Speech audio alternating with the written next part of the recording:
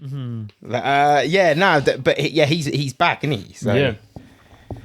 and he's looking like a bit of an animal. At least you got a good sparring partner back. Definitely, man. I had him in there today. We'll talk about it. We'll talk about it. Yeah. People, welcome back to the Curious Fijian. I'm your host, Fijian. I'm the co-host, Rain. And we got the boy with us. Frankie Storey. What's going on? The actual guy. Had a huge 2023. Mad. I got a few statistics. 4 fights, first knockout, nominated for the Luton Best Award. You quit your job. You fought the toughest guy, like went to Hong Kong and come back. All in 1 year. This man lived a life with many men. Mate, all in 1 year. It's just been mental. What was the feeling like quitting your job? Like, yeah, man. Do you know what? I'm gonna say it how it is. If it wasn't for this guy, your brother, and Reese as well, but we had a few conversations, and also going abroad, going away. Kind of just took myself out of the environment of this country, shall I say, and just like tried to have like a bit of a reset. I was gonna move to Hong Kong, like see if there was a better option of boxing over there. Went over there, tried to do a bit of networking and stuff. Just wasn't really for me. And we flew from Hong Kong to Thailand. Me and Claire did, and we just had our usual holiday together, just like 2 weeks away over there, and just relax. And I just remember sitting there going like, fuck, I gotta go back to bricklayer, man. I gotta go back. And it's not that I hated the job. I didn't even hate it. Like, I loved the job. I actually loved bricklaying. It was just so hard balancing the two together. Like there was never enough time for boxing. It was like, or to get everything in. Like even like nutrition wise, like I'd have to wake up at like, I don't know, 6, 5:30, and I'm on the scales straight away. So I'm already thinking about boxing, but I've also got to think about hurry up because you've got to get on the motorway to travel to London to get to work or wherever I'm working. So everything was just such a rush, and like I was never settled on the main goal, which for me obviously was boxing. And in the end, like towards the end of me like quitting my job, my heart wasn't in it. My heart wasn't in like what I was producing at work. So I didn't really want to give them 50% of me when they're giving me 100%. Do you know what I mean? Give it like, they sponsor me, like, and I just had to be honest. And I was over in Thailand, and that's when I kind of made the decision. I can't remember where we were. I think it was in Bangkok, and I just said, you know what, man, I'm gonna risk it. I'm gonna risk it. Like it was a very, very tough move because I didn't even have a job. Like I didn't have no money coming in. Like if I left bricklaying, it was like got to start like a slate, just a fresh slate. And mate, it's just been the best thing I've ever done, to be honest. Like how was your training? How have you leveled up?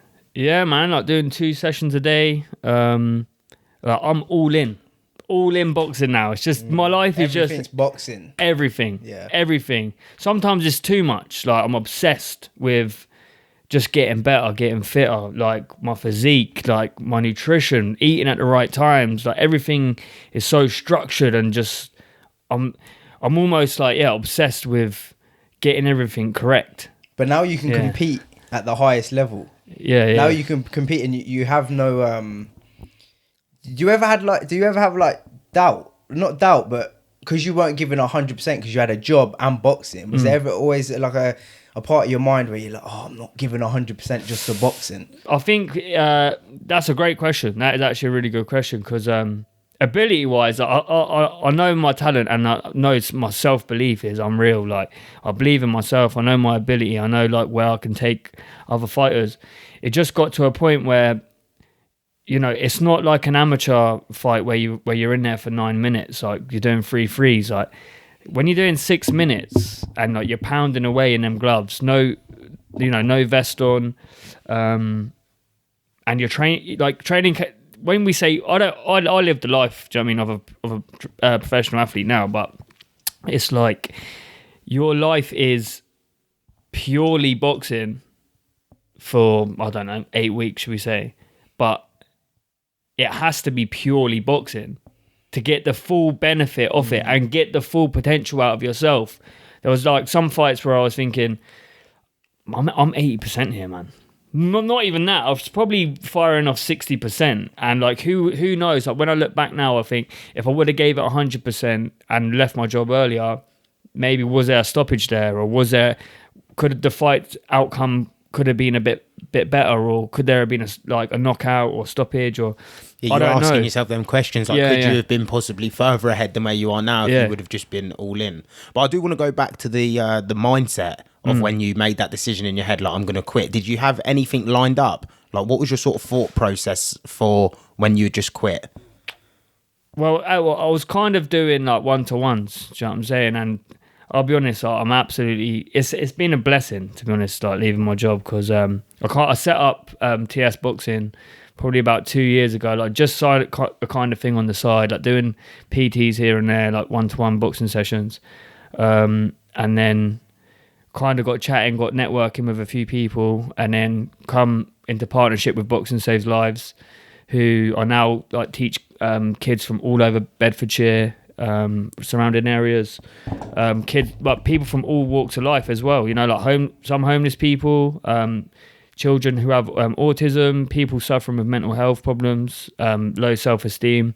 And I take my time, 7 days a week I'm at it, like got an hour for each kid, and make sure I see them. So and that's just, it's been an absolute blessing, you know, working alongside them, but also just like hustling. Just everything should be about boxing, do you know what I mean? And I believe if you do something that you enjoy, you will make money out of it. Like you will, like just focus on the one goal, and sooner or later, if you put the hard work, the effort in, and believe in yourself and your ability, like the money will come, man. I think it's scary for some people to take that step. They don't know if it's the right or but I suppose that's taking a step. You don't know if it's going to be right or wrong. But if you believe in what's good for you and how you like doing it, then you have to just take it, I think. I get you, man. It's that like cloudy path.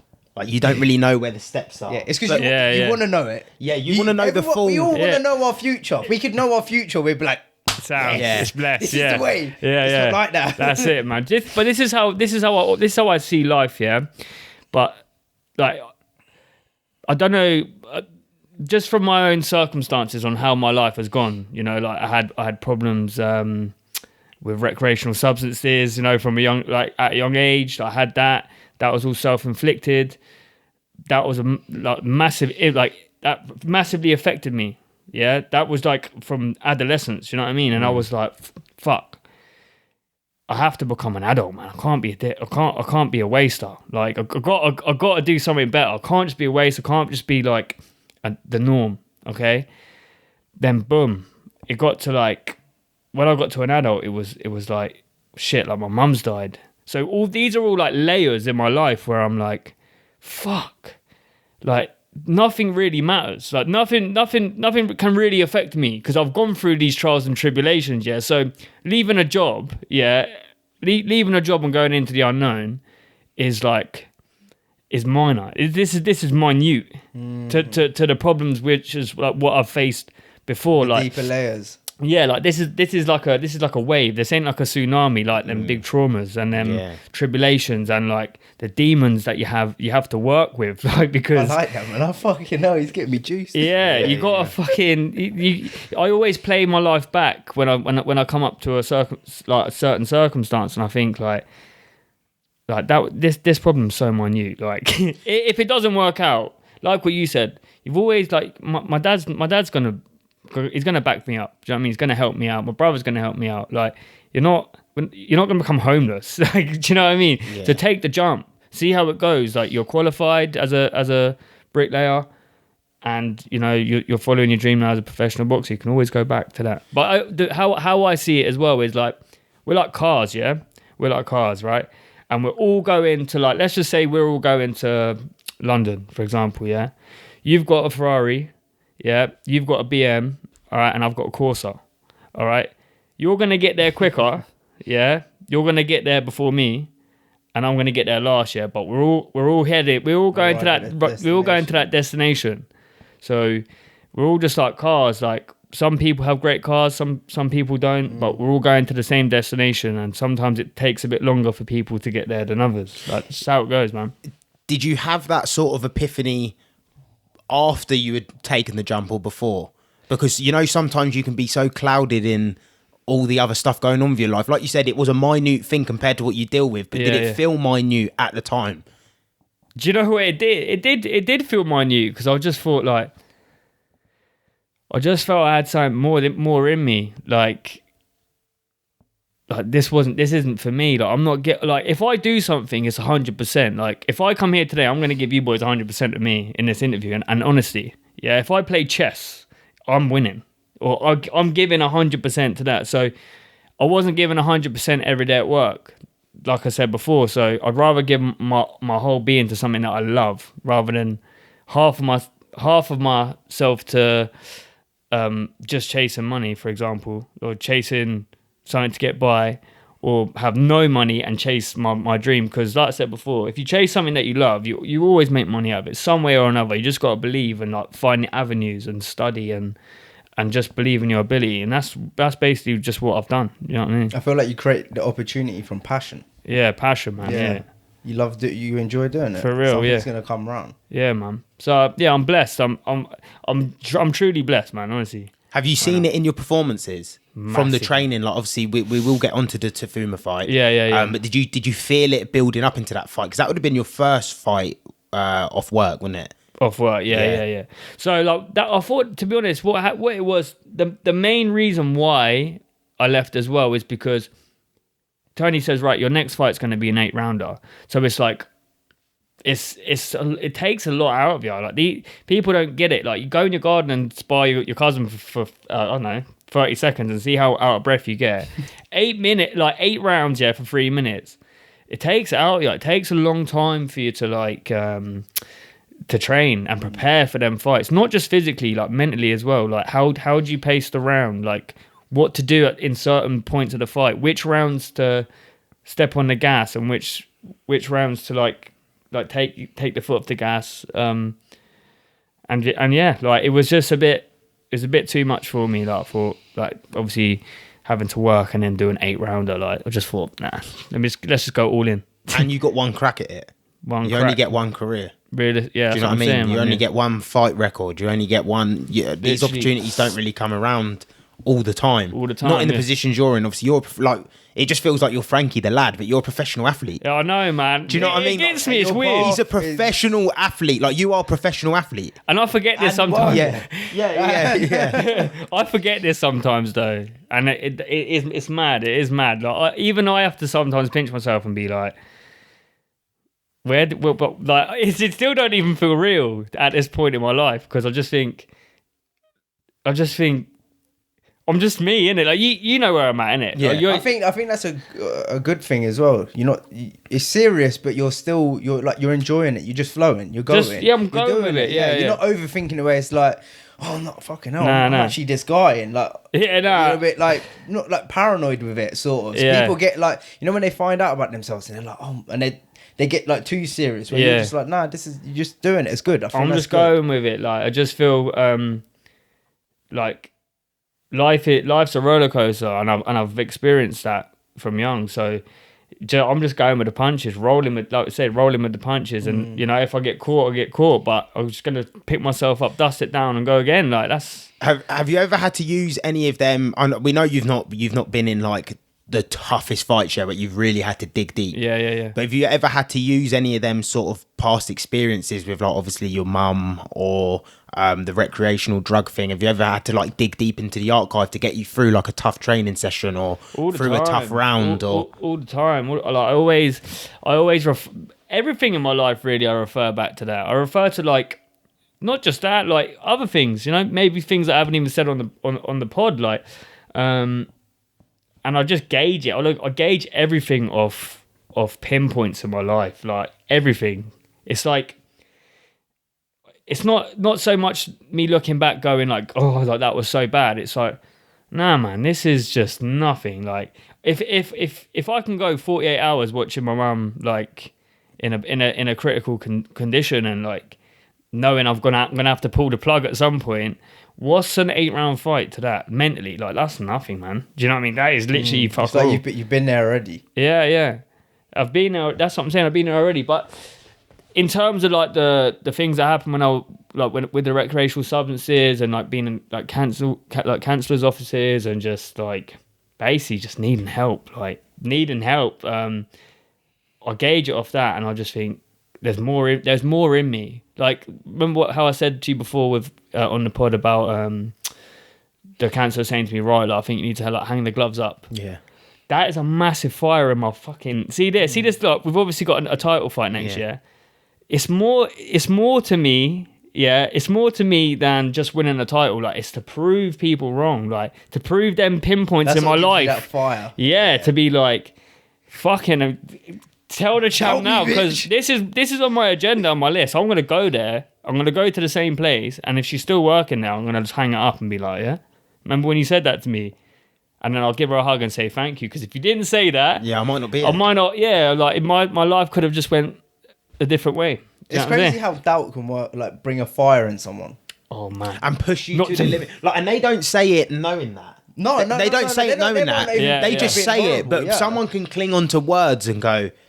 I'm going to prove you wrong. This person that you don't even know. Yeah, that doesn't. They are not going home and thinking about you when they get home. Yeah. Like, and you've held on to this comment that person said, and you're like, I'm going to fucking prove you wrong. And it sits with you for years. But you need it. Because like you said, you might not be in the position you're in without stuff like that. A lot of it, especially since I've turned pro as well, you know, I'm not famous. Do you know what I mean? I'm not famous. I'm not like a content creator. I'm not an Instagrammer. Like, punch people in the head and get paid for it. Do you know what I mean? That's it at the end of the day. I'm good at it. And I'm all right at it. But it's for me, it's proving them doubters wrong. Proving them people who, like, when I was in a proper shit situation, and you have them people going, oh, like, he's fucked it for himself, or like he ain't gonna pull through like from this, or oh, he's done. He's a waster. It's like, yeah, who's a waster now? I went watch on the 9th of March and I'll show you who the waster is. You know what I mean? Do you feel like you're fighting for something more than like your opponent probably is? Much more, yeah. Much more. Personally, like I have no animosity towards this opponent. I don't never met him. Do you know what I mean? But it's like I have a few things that I've got to like just tick for certain people and then be like, yeah, just doubt them, let them doubt us doubt. Do you know what I'm saying? Yeah. Let them down, man. So did 2023 go how you expected? Did you think, because obviously like we said, you kind of 2022 you had the brain scare and you went through all of that stuff. So you didn't have as many fights in 2022. No. And then you come into 2023 hot, man. Got your first stoppage. Yeah. 4 fights. Did it go as planned? Did you ever imagine it going as good as that, or did you want it to be better, or did you want more fights? In terms of what, from 2022, like coming in? Yeah, coming into 2023. Yeah. Well, look, man, like my career was on a string. Do you know what I'm saying? My career was at an ending point, realistically. You know, Tony sat me down and said, look, like the board's pulled your license, like they found something in the brain scan.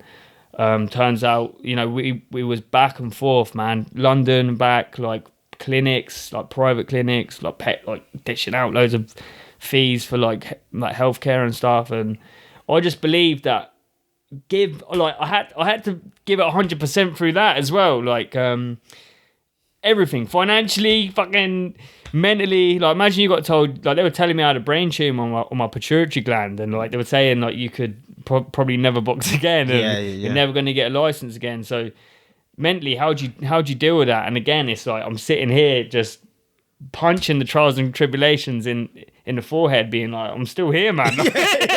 You ain't taking me down. Like, that's why your story's mad. Yeah, like you ain't taking me down, and I just feel like my in my genetics, like I'm just a fucking warrior. Like Logan Paul said that he thinks a star is born with what your name is. With what your name is, that is where the star is sort of born. Yeah. And you talk about like your name, Frankie Storey, and it matches with all the stories you've had, like the wars you've had to overcome, everything. Like that is like you like. If you're thinking of a name that has a superstar meaning behind it, where you can spin all these sort of stories with your surname, like that's a superstar. My man.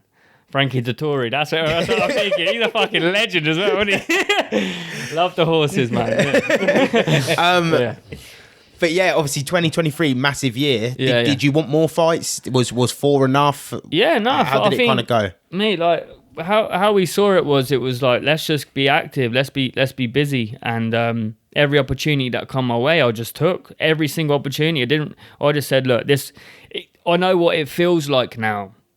Like before I had my debut, I had fight 2, and then the license got pulled.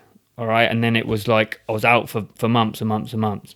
So in that period, right, it took me a lot to discover myself, and be like, do I really want to do this? Like, do I really, really want to pursue this dream of being a professional boxer, win titles, and like basically try and put myself on the map and give my future family a better life, and my own family now a better life, and that like it during that time it was just like a shaky one, proper shaky. I didn't know which corner to turn. All right, got through all the scans, and obviously I passed them. We was over in Thailand, got the call, right, you've got your license back. Boom. As soon as that phone call come through, it was like, I know what it's like now, for your dreams to be flushed down the toilet, and I know that feeling, like for someone to go, let's say like you break your ACL and you could never do jiu-jitsu again or never play football, like you've been doing it for years. Gutted, gutted, man. Gutted. It's like them 11 years or however long I was boxing for, you might as well have like smoked the fag, put it on the floor and just stamped me out. That's what it was like. That's how it felt. It just felt like someone went and just stamped on me, and just thought, like, get out of here, man. What was your mental like for all of that? Was you slipping into any sort of like, not like depressions or anything like that, but sort of where you're just down, or did you always was you always optimistic?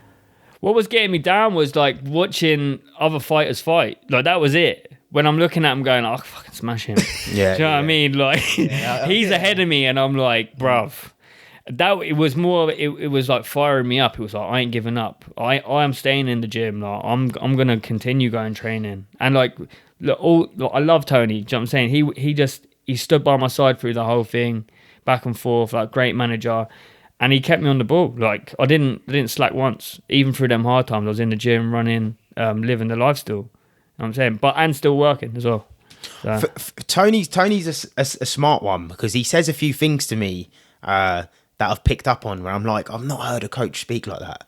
Is it? Or I've not heard a coach look at things from that point of view before. Yeah. When he's talking about you or Jordan or Tyson, I'm like, and so that gives me confidence, because I'm like, he has your best interest. Yeah, I feel you. Like even for instance, when he told you to sort of like go on holiday, you've just had 3 fights, take a few months off, go on holiday, we'll get a big one for the end of the year, like the pacing. Yeah, I understand. Do you know what I mean? Because you could have had 5 or 6 fights. You probably would have had 5 or 6 fights. No, I mean, I would have just smashed them all. Like, I would have said, right, if an opportunity is there, I'm going to take that opportunity. Yeah. Personally.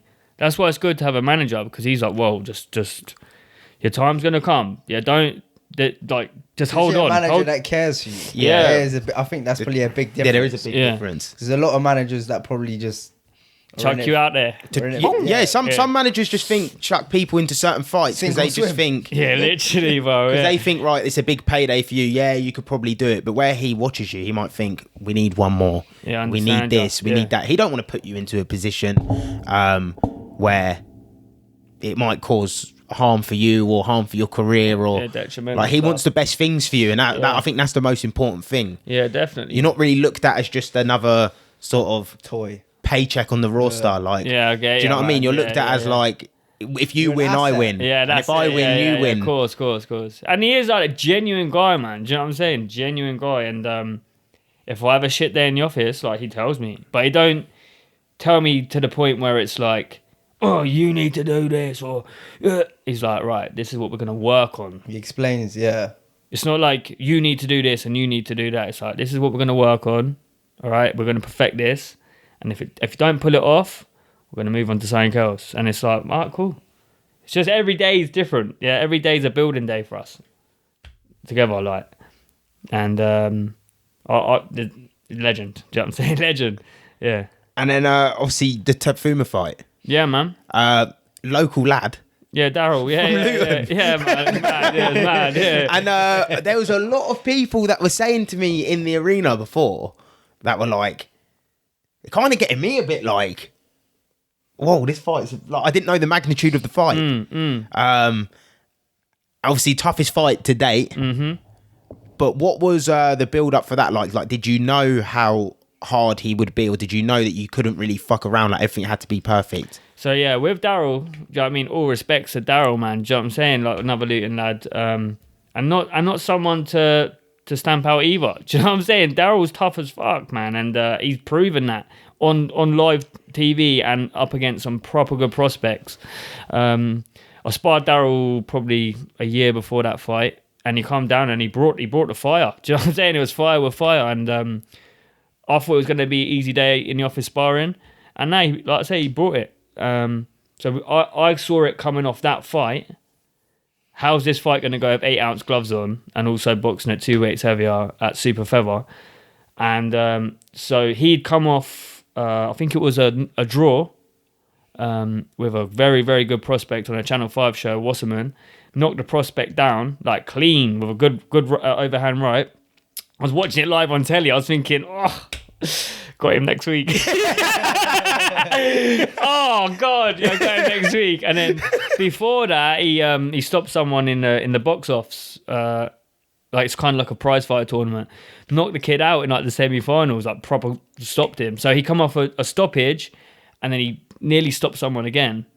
He's also stopped a former teammate from Pug. Do you know what I mean? So he's upsetting people. He's upsetting the odds. So our main game was respect this opponent. Yeah, records don't mean shit in boxing. Like, it doesn't matter if you're, I don't know, 16 losses. Like, they can still bring the fire. Do you know what I mean? Anything can happen. If he wants to switch it on, he's going to switch it on. And that's pretty much what we was expecting. We was expecting him to come out of the blocks fast. And throughout the whole fight, I showed my respect with him, but just thought my IQ was a lot more better.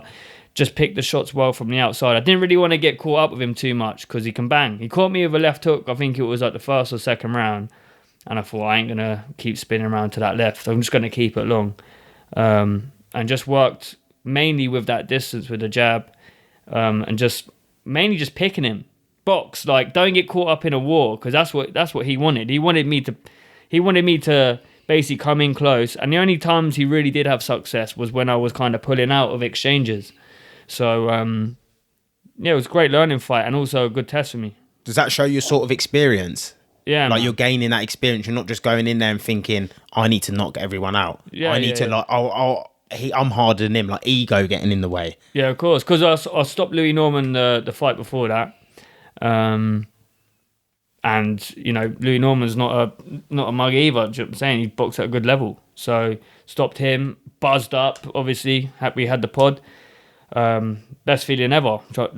Stopping someone. You want that it's like you crave that. You want that. You want them stoppages, because that feeling of just like the arena, like them 100-odd people who are there for you. You can't buy that. You can't buy that in the shop. You can't, like, yeah.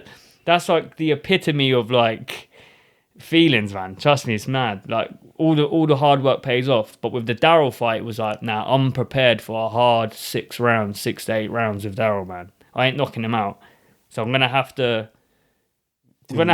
adapt to this occasion. Every fight's different, so I'm gonna have to adapt to this situation, and basically man it as a fighter, and be like, right, just keep lining them up. Keep lining them up for me, yeah. And I'm gonna deal with them one way or another. Like you said, the performance was.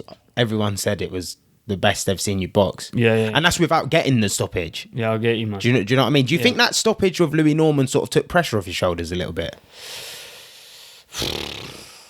I don't know. It's a lot harder to stop someone than what people think. Like, it's not just the one punch. Like, it's a setup.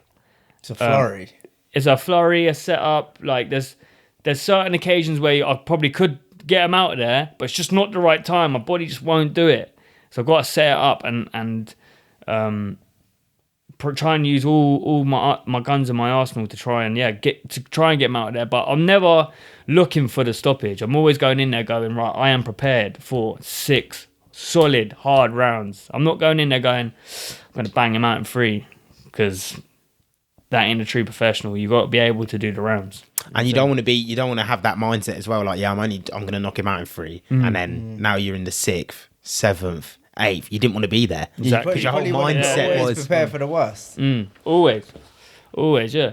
I just feel like the leap from being an amateur to a pro is like you got to deal with them rounds. They're not. It's not over quick. You got to be able to deal with them in sense like with it, mentally deal with them, but also being disciplined in the round. Don't get excited. Do you know what I mean? You can't get excited in a certain exchange because it might not be the right time to press. Yeah. Or to defend. Like you got to be able to work all different angles. Yeah. Is that the same sort of mindset you're going in with your next fight, Ryan Walker, on the 9th of March? Yeah. Do you know much about him? His Not style? Really, yeah. Not really. I've watched a few videos on him. Never sparred him. Don't really know much about Ryan Walker, to be fair, but he just needs to know that he's got a young, hungry Irish lad from Luton coming for a solid 10 rounds. You know what I'm saying? And I'm going to bring the full fuel to the fire. Yeah. And that's it. Like it's my time now, baby. Do you know what I'm saying? Yeah. Do you know what I'm saying? That's it. Was the belt? Is it a vacant belt? Vacant Southern Area belt. Yeah. I'm sure Walker's. I think he's won it before. So he's an experienced fighter, we're not overlooking him at all. Do you know what I'm saying? He's been in them tough 10-round fights, and you will see me best off in a 50-50 fight with someone who's been in the ring with better fighters and also had that experience with the longer rounds. So yeah, man, I can't wait for it. Like it's my time. I feel I'm training twice a day. Like I'm doing 10 rounds easy sparring. I'm ready to go now. Like they're saying just calm down a little bit. Like that's why we're going away. Yeah, that's why we're going away, because they're like just chill, relax. Yeah. Did they ADHD head? Does it feel? Is there a big difference jumping up to doing like 10 rounds of sparring, or have you done 10 rounds of sparring before for other camps?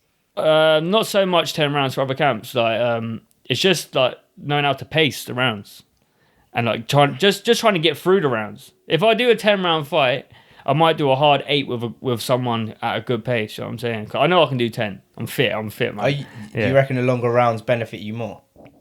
Yeah, definitely. Everyone's going to say that, but genuinely, I do feel like them longer 8 to 10 rounds is like that's my go-to. Like that, yeah. There's the 4s and the 6s. So I feel like when some of your fights, when you see people get to the 6, it's like, oh, if there was another round or another 2 rounds, you're out. Yeah, I hear you. Yeah. Like I could start. We don't know what the game plan is. Well, not everyone knows what the game plan is. I'm not going to say it on here either. But I could start fast. Do you know what I'm saying? I could start fast, or I could start slow. Who knows? But we have a game plan like in place, and we're going to implement every single aspect of that game plan, from the first bell to the last bell. Like we know when to push. We know when to press. We know when to defend. And we've just been working on certain shots which we think we're going to pull off. Yeah. So, you got to think, we've got a game plan, he's got a game plan, and hopefully, like, the best man win on the night. But I just feel like I'm more hungry, man. I feel like I've got just more on the plate. You know what I'm saying? Yeah. More in the tank. Yeah, man. Just like to take this time to shout out our sponsors at Prime MMA. If you're looking to enhance your MMA skills and learn by one of the best coaches around, head over to Prime MMA now. It's as easy as clicking the link in their bio, selecting your class, selecting your purchase type, putting your email in, and then purchasing. With brilliant MMA and boxing fighters coming out of Prime, it's really the best time to start your MMA journey now. Head over to Prime MMA and let your mixed martial arts journey begin. Where are you going away? Is it like a training camp? Yeah. What's the sort of plans around it? So yeah, me, Tyson, and Tony, we're going out because Tyson fighting. She's on the same defending, card. Her Commonwealth title. So we're going over to Fuerteventura on a training camp for a week. I haven't been. Tyson and Tony have been there before, so it's going to be new for me to train with them two for a week. And and basically get away and just like proper like lock in, like no other distractions, like no other distractions. That's what the hardest thing as well is, like being a pro, is like we still have to go home to our families, like, and relationships, family things, like, or like I don't know, the car might break down. Do you know what I mean? It's just to get away from everyday life and just focus purely on this next fight. Pure boxing, pure training, watching boxing. Showing you them tapes. Yeah, man. Them tapes. What kind of tapes?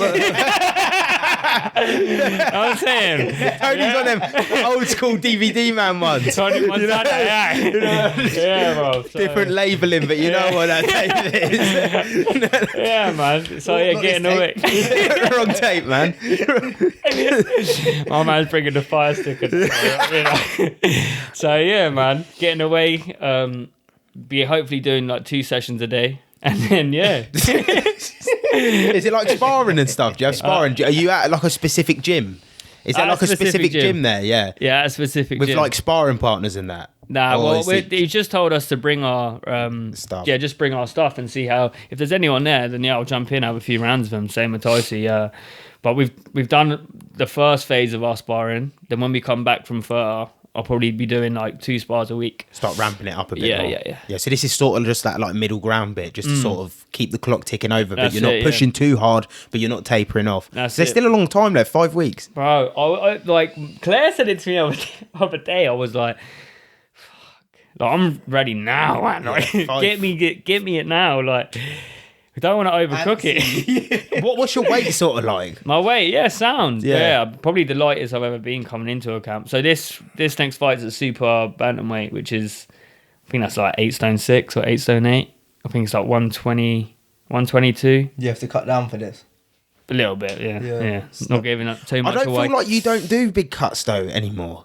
Nah. I feel like the last few camps you've been saying to me that your weight's been like down. Yeah, quite low. Do you know what it is? I live the life, man. I really do live the life. Yeah, here and there I might have the odd takeaway, but it's not going to do no. Nah, it's not going to do me any harm. And I just listen to what Paul's my nutritionist, Monetize's nutritionist, and what he gives us is what we get. So if he gives us, I don't know, cottage pie, we're going to eat the cottage pie. We can't go, I'm going to have cottage pie and like chicken nuggets. Like, what are you doing if you're not hungry though? Like you feel like you've put a bit more in, or does he work it around your training days? So if you're sparring on one day, there'll be a bit more food there for that day. Yeah, so like you got to focus your carbs around your training. If you have like a high intensity day of boxing and running, then obviously your carbs are going to be up. Mm-hmm. But let's say we have strength and conditioning where there isn't too much cardio, there isn't too much, it's not massively intense, you know what I'm saying? Then your carbs will be lower. But we're focusing more then on recovery. Sleep recovery. So yeah, there's a lot more to it than what people think, man. Yeah, like, a lot more to it than meets the eye, man. Yeah, man. Yeah. So like when your cousins are ringing you up saying, "Oh, like you come in Nando's," I'm like, "No, I can't even go there, man." It's just such a fine line. Like it's all or nothing. And you don't want to even risk it. Nah. Like you don't want to be having that thought. Like, did them chips make me like? I'm go like sluggish in round 6. That's it. Like with them chips, if I didn't have them chips, could I push through that round 6? You want to feel 100%. How I see myself now, I never saw it as before. It's like you're like a car, yeah. Like I say, I always refer it back to everyone's kind of like a car. Like you wouldn't put like petrol in a diesel Ferrari, innit? You wouldn't do that. Yeah. So my body's like a fucking supercar. Like I've got to keep fueling it with the right things. If I'm fueling it with, I don't know.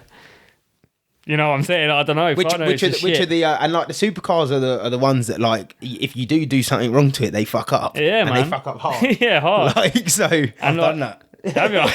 I put diesel on the petrol. Mess up, yeah.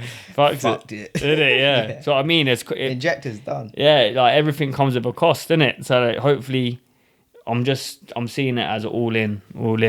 Food, running, rest, recover. Go again the next day. Yeah. How do you rest and unwind? What's your go-to? How do you try? Because obviously you're an active person, so unwinding for you must be difficult. Mate, I'll be honest, man. Go for a paced-in walk. I've been having murders, like even like my family members, they're just like chill out, like sit down, like, watch telly with us. Like Claire's like, chill out. Like, just let's put something on the telly, and I'm just like, business, like trying to get the tickets out, running around. Just I'm never in one place. Like, it's very hard to find me. Do you know what I mean? I'm never in my hard nest. to get fucking hold of you. Oh no, man. Hard to get hold of him. Bro, my phone's burning up constantly, man. I ring him bare. He does not answer, and he'll answer like 3 days later. Be like, yo, bro, you want to see the phone, man? It's mad. Like, it's just constant. It's constant. Nah, you're busy though, man. Like, it's mad. You're doing things. You're training. You're doing this. Yeah. It's not that. It's like your priorities. Your headspace is in a different place. Yeah. You got things to do.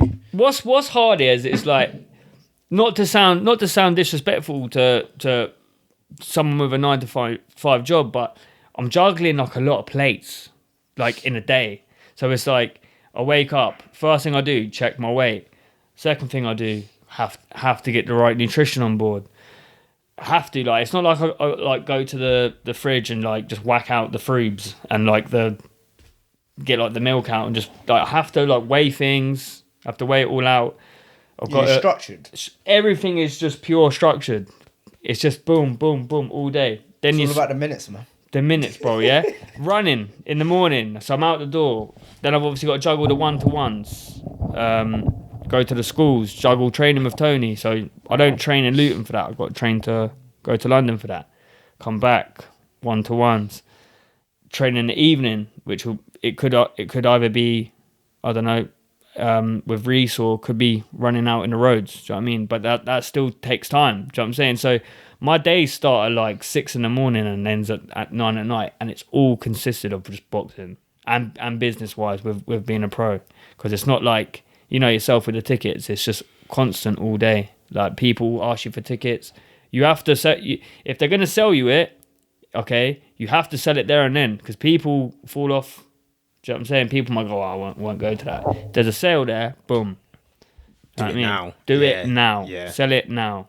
And that's why I'm constantly on it, like constantly trying to just get them up. Yeah, because you're selling it through like a website link as well now, aren't you? Yeah. Then how are you sending them out then? Through that? How do I send them out? Yeah. What, you through just the go link? and drop them through the link. So as soon as someone buys it through the link, you just go and drop it to their house. Well, at the moment, we've got something different for this fight. So there's 3 pickup locations that you can pick the fight up. Because we're expecting massive numbers, like the forecast is massive for this. For me to individually dish out like all them tickets, it'd just be like mental. Oh, we talking mass amounts. Yeah, People like coming. Yeah. Big numbers, man. Yeah, like massive like numbers. debut numbers. Debut numbers, man. Yeah. To watch the boy bring the top. Well, there's 2 title fights That's from what I Luton mean. as well. And there's another. I think there's like 2 other Luton lads on there, Dalton Miller and some other guy called Shockey. They're from Luton as well. So, Okay. Yeah. Oh, I don't know. I've never heard of these people. So no. like Luton boxing's booming. Yeah, booming. It is, man. It's booming. Yeah. And I think it's one of them better cards, because with Goodwin, when you see the flashy sort of graphics, you know it's a decent card. Yeah, so I've for seen real. a few people on there who are like decent fighters Is it, that yeah. have fought on like Sky and stuff, and they're fighting on that card, and I'm like, oh, this is a good card. Yeah, I get you, man. Title fight, your title fight, Tyce's title fight. Yeah, it's big. It is big. It's gonna be a night to remember. Put it that way. Yeah. You know what I'm saying. It's what I want both is of you are on the same card as well. I want to display who I am to my town, and I want everyone to remember me and go, he was fucking good, man. Like, he was fucking decent. Yeah, like, and he's a champion. And then just go win this, and then see where we're at on that.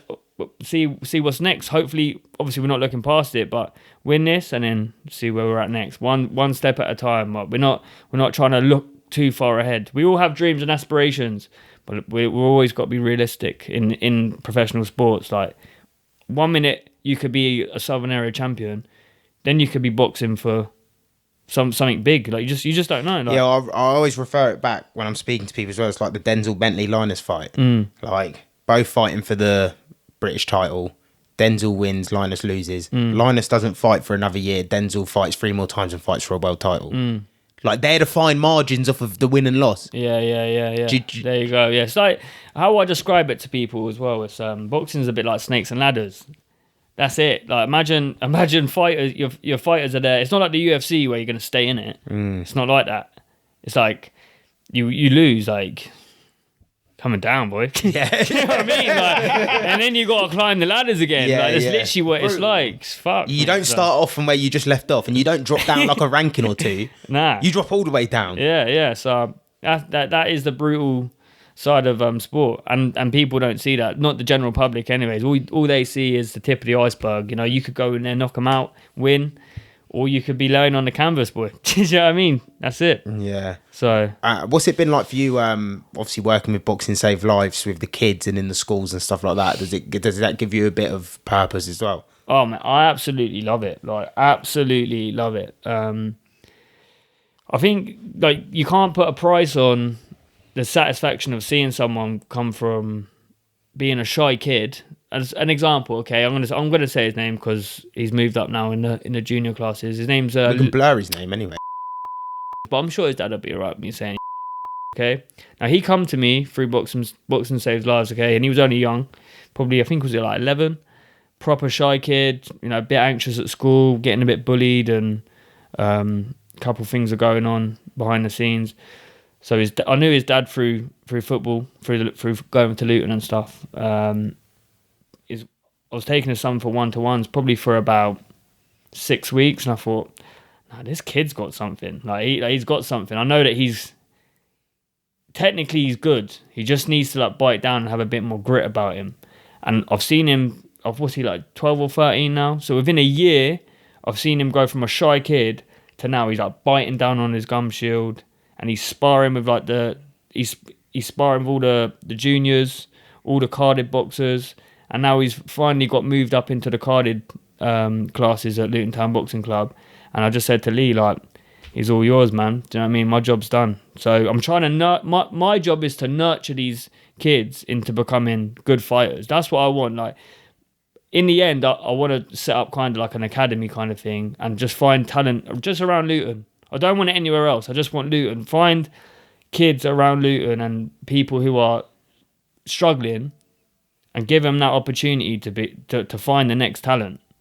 Do you know what I'm saying? And be like, right, you could do something here. It's just about how much you want it. Yeah. And this kid wants it. Man. Yeah. Mate, this kid wants it. This young lad wants it. And it's like, he's outperformed the whole nursery class within a year. Do you know what I'm saying? And the kids in the nursery class, like, they've been there for 2-3 years trying to get up. And he's just come in, boom, because he wants it so much. Been putting in the work, and like that satisfaction of seeing him grow from being a shy kid to now possibly having his first amateur fight and basically not giving a fuck, biting down and having it with anyone. Like, to me, that you can't buy that, man. Yeah, that's what it's about, isn't it, man? Especially people from your hometown as well, giving back. For real. It's love. It's honestly the best thing ever. You get so much satisfaction. Like, I'll be ringing up my dad. I'll be ringing up their parents, Claire, Joseph even, and I'm like, I got this kid, right? And like, he come into me, and now he's having his first fight, and I'm getting all gas for him because I'm thinking, I remember when I was his age. Yeah. And I remember with the journey that I know what it takes to where this could go for him. Like the you haven't got to be a world champion, but he could. Well, he's achieved his first spar. He was a nervous kid, yeah. He's gone in there, sparred with someone, and now he's getting carded for his first fight. It's like, yes, anything's possible, man. Yeah.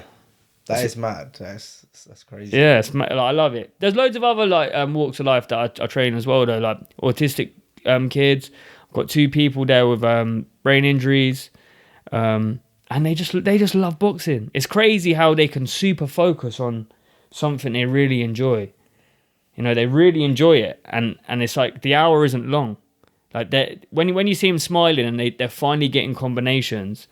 Some of the people with brain injuries, their coordination and their motor Skills. ability and stuff, it isn't great. Motor neurons and stuff, it isn't obviously up to scratch. But when you see them start over the weeks, they're slowly getting it. You know, I say Patterns, 1, 2 left. Yeah, like they're getting it, and it's just you can't put a price tag on it. I suppose it's actually good for them. Yeah. Because it's the neurons. You're using your brain. You're using your brain. You're remembering. That's it. Yeah. There was another lad there. I don't know. Do you remember? Did you ever meet him? No, I'm not sure. Yeah. So, one's got autism. Lovely kid. Absolutely lovely kid. sometimes socially, he doesn't feel he can't socially interact with people just because of the way his autism is. Okay, and he's just come out of his shell. Do you know what I mean? He's now in the group sessions on a Sunday with Boxing Saves Lives. So I run that every Saturday and Sunday group sessions, and now he's got a good friendship group in there. Again, come in, didn't know how to box. Now he's just flurrying shots off, rolling, slipping, like That's why stepping I feel like back. combat sports or sports in general is really good for people with confidence. It brings out your confidence. Definitely. You understand, I'm good at something. Oh no, I can do this, because you push past barriers that you thought were impossible. Yeah, man. And like you said, it helps people have a voice. Now look at this guy, he's sparring with lads, which when you said you first come in, shy little guy. Yeah, it's crazy, man. It is. I feel it's almost like a language. Like this is like the combat sport is like a language. Like if I saw someone shadowboxing, like this is a great example. Okay, I was in Thailand, and I see this Russian guy, and he was just on top of this. Do you ever see that picture of me on the glass floor thing? Yeah. I was looking down. My man was on there shadowboxing, but out of everyone that was there, he just threw like a 1-2 left hook, and straight away I was like, "You're a boxer, innit?" And he was like, "Yeah." And then from then we just hit it off. And then when I said who like I box as well, that mutual respect is there already. Boom, like that language is there. Like you get, everything starts flowing. And how many fights you had, and like did you ever box in the worlds or anything? And like it just rolls off. It's like a massive family thing, yeah. Like a community. Yeah, community, yeah. Boxing's a small community as well. Boxing's a very small community. Like not everyone goes boxing. Yeah. A lot of people play football. Do you know what I mean? That's a massive. It's a team sport. Boxing's an individual sport. That's why it's such an adored thing. Do you know what I mean? But that's why doing stuff like what you're doing now, that's how you get voted for like the Luton Best and stuff like that. Yeah. I don't know who done that, by the way. I don't actually know who nominated me, but thank you. I really appreciate for the it. Luton Best. Yeah. It's just nominations from everyone. Oh, is it? Yeah. Thank you, everyone in it. Like, when I got it through the door, I had no idea. Like, Yeah. or would the council have nominated you? possibly. Did they pick who goes up for it? Man, I have no I think idea.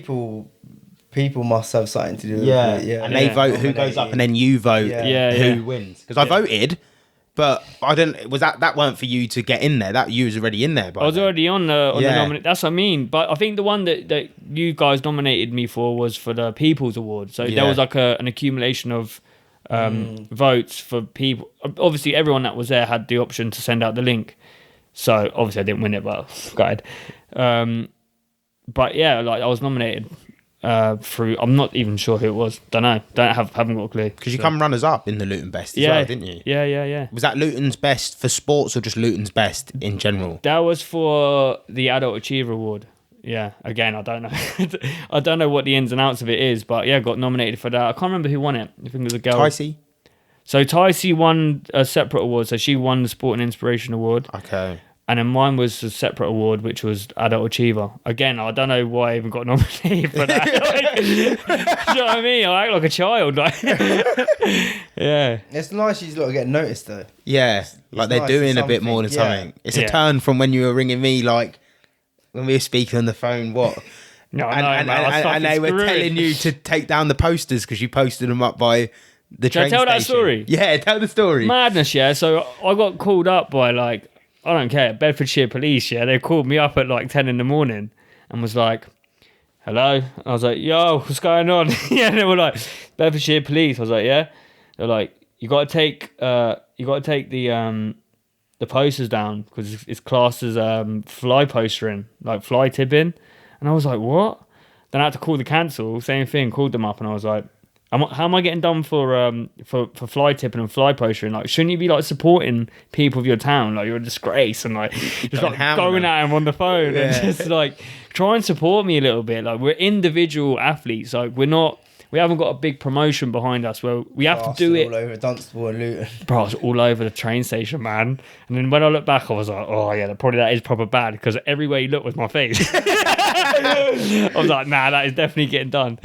Yeah. It's sad though. At the same time, Didn't they turn around to you and say like, oh, we can sort of support you, but you have to pay for like a billboard? Yeah, you got to a pay billboard for. is like $2,000, bruv. Yeah. It's not. They weren't saying it like there's funding for this and we can fund you for this. Yeah, it was yeah. like, you just pay us like for a billboard. Why don't we just support our athletes? Yeah, That's what I'm and saying. put things out in the paper for nothing. Why don't we preach positivity? Why do we always have like you read like the Dunstable shit or the Luton shit? It's always stabbing. There's this, there's that. It's just negative. The news is negative. I understand news, like when it's negative, it gets emotions up, it gets more people intrigued. But spread the positivity, man. Yeah, There's a lot literally. going for Luton. It's so true. It's so true.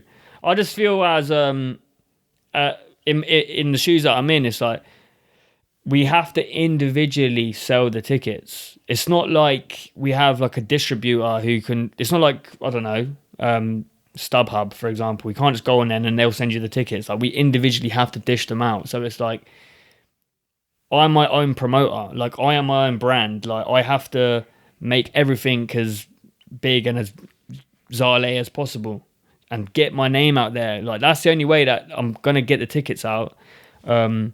And luckily, like I feel like my fan base and the people who have come to support me, like it's just been pure organic. Like it's just been such an organic following, really. Mainly just from going out, speaking to people, buying people pints, and just being a normal lad, and Being a people person. It's your aura, yeah, man. like It's who you are. just chatting You're a good and guy. have a game of pool with them, and because that's it. Do you know what I'm saying?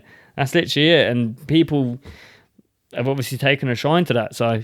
Oh, well, I won't change. You know what I'm saying? Don't care. Yeah. That's right. Because your last fight, like the Painters was empty, and then everyone got back there, and the Painters was like, I've never sit. It was so weird. I was sitting in there, and it was 10:30, and it was like no one was in there, and everyone was because the train was packed that day. Remember, people were missing the train and that. And so we were there, and there was like 3 of us, and then it's 10:30, and I was like, I'll wait for Franks to come, and then I'll probably leave. Yeah. Bruv, 11:30, it was rammed in there. Yeah, it's mad, like, isn't it? Packed. I was like, what just happened? Yeah, it's mad, Like- bro. It's mad. I mean, look, I gotta just thank everyone like for getting behind me, following me. I'm just a young lad from Farley Hill, just following his dreams, and that's it. Like that is literally it. I haven't had no like financial backing. I haven't had no major sponsorship. It's just been just pure grit and hard work, and having great friends, having great people pushing me, helping me.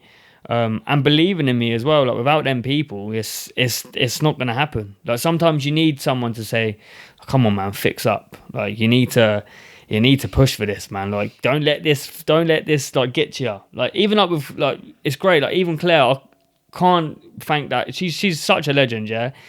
If I'm slacking with my runs or I'm sitting there, she'll be like, "Get your stuff on, go out there and do your run." It's good. Get out there, mate. Like, go and do it because you need them motivators in your life. And same as my dad, just, you know, my dad's never been a pushy parent, man. And I really do feel like that's the reason why I'm still boxing to this day, because he was always it was never like in the gym with me. He was never like, you need to do this and you need to do that. You need to like go training or you need to go running. He was like, if you want it, go and get it, innit? That's it. I'll drop you there and I'll pick you up. And that's it. Leave you to it. And you'll soon find your way. And luckily I have. Like, Do you speak to him much about boxing? my dad. Yeah. Like, do you talk a lot about your performances? You know, some people's parents, they'll speak to him and they'll say, oh, I think you should have done this or that. Because obviously he was a high-level boxer himself. Do you speak to him much about that sort of stuff?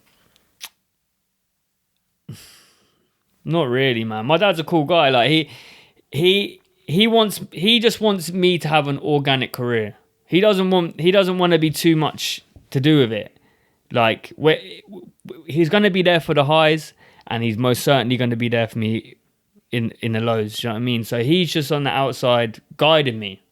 If something's going wrong, I know I can go to him. If I'm cutting weight wrong, I'll go, right, how can I do this, Dad? Like, do you have any tips? He's the man when you need him. When I need him, yeah. He won't Letting get you involved. Do your journey. Yeah, that's it. Yeah. Like he's seen me go from a boy to a man. Like he's seen me when I was 11 getting in the ring and I was shivering and I was in this, I was like, my little head guard on like that going, fucking hell, like what am I doing here? Yeah. To now fighting for my first title as a pro.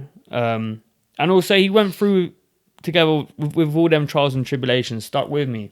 And now, here 25, boxing for my first title as a pro, like I'm sure he's sitting at home, man, proud as punch, like thinking, nah, that's my boy. That's my scene. Yeah. That's what I want. Like I just want to do my family proud, man. Yeah, got a big Irish family, like especially. There's only some of us here, but especially over in Dublin, like there's loads of us, so loads of them backing me as well. In Hardwick Street, in D1 in Dublin. So, yeah, man, I got to do it for everyone, man. Do you know what I'm saying? That's lovely, man. I think we leave it on that message. Yeah. On these last positive messages. Frankie, thank you for coming on, man. Yeah. Thank you, It's man. always a pleasure. Yes. Like I said, man, come on whenever you want. Whether nice it's one. watching a fight, you're just not doing nothing, or even just coming round in general. Yeah, and good luck. Good luck to all the lads in Cancun. Yeah, they're not going to be at the fight, but good luck to all them lot over there. Yeah, smashing their own journey. Trust me. Yeah, they got to get through a big camp as well. Trust me. Yeah, like we say always, I'll link all your stuff down below. Is there any final messages or anything we've not really touched on that you want to get out there? Not really. Nah, just everyone that buys tickets to the fight will get £5 off with me at TS Boxing and Fitness for all 1-to-1s. So that's a deal for me, just to say thank you to all the people following me and whoever buys tickets, and for all the people that have been with me from the debut up till now. Love, respect. I've got all your names written down, so come and see me, and I've got a free T-shirt for you all as well. Yeah, wicked. So yeah, people, I'm going to link all your stuff down below, where to get tickets, everything like that. Awesome. Yeah, it's another episode of the Curiosity Gym. People, back the boy, man. Boy. This is one of the biggest fights for Luton. This is one of the biggest fights in your career that could propel you on to do major things. So please get behind the boy and back him, whether you're from Luton or Dunstable. Anywhere. thanks. As long as the postcode's LU, get down there. But, people, it's been another episode of the Curiosity Gym, and peace, people. In a bit.